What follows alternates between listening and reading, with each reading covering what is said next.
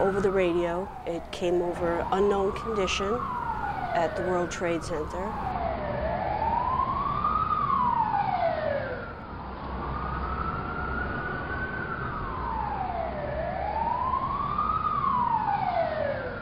And I got a phone call from one of my friends who was retired from NYPD and said, "Did you listen to the news? You know, a plane hit the World Trade Center and it just doesn't look right, you know."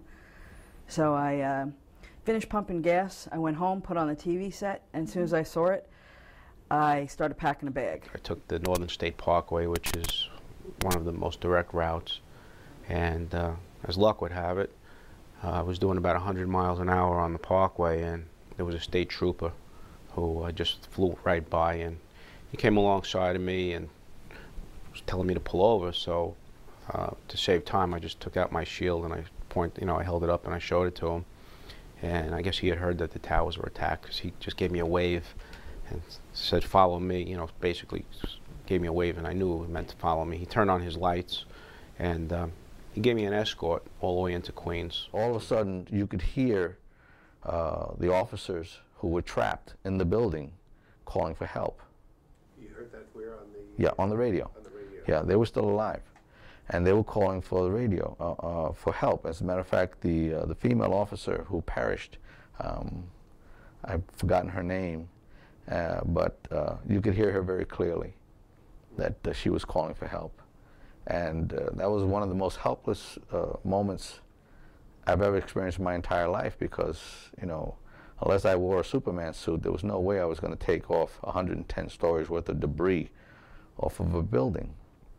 But at that point, the only thing I could do was I got up, I turned the radio off, because I knew that that was just having a very negative effect. All the officers that were in that room were crying, and I'm not ashamed to say that, because you would have to be more than heartless not to understand what was going on.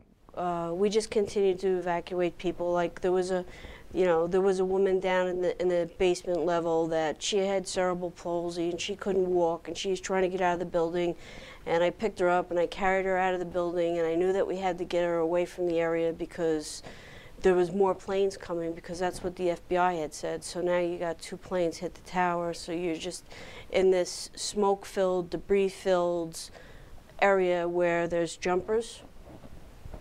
I saw my first jumper. I had no idea what it was. Big brawly guy, FBI around, you know, shield around his neck, came up to us and said, "You know, you're not a coward. You know, if you want to leave, there's more planes coming.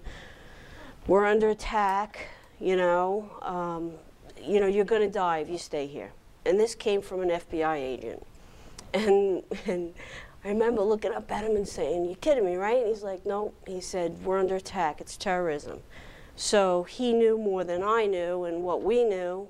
And the cops that I was working there with, we were like, you know, okay, we're just going to continue. It's like we're making a choice. We're not leaving. That's our job. Somebody yelled, "Get down." I heard this horrible noise. I thought maybe it was an airplane flying into the building. There was this tremendous rush of air, followed by this debris. I was thrown to the ground and shot across the floor about 100 feet with my victim, and that was the building collapsing. Fortunately, we were just outside the collapse zone. It was the last time I saw Tommy, Harry, or Mitch.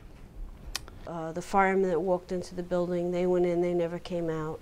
You know, I don't know what company they were, I don't know where they were from, but I held the door for them to get in and clear the way for them to walk to their deaths. And the first thing we did as ironworkers and the laborers and painters who were with us, once we came out of the tunnel, some of us got down on the sidewalk and said a prayer, because some of us had never been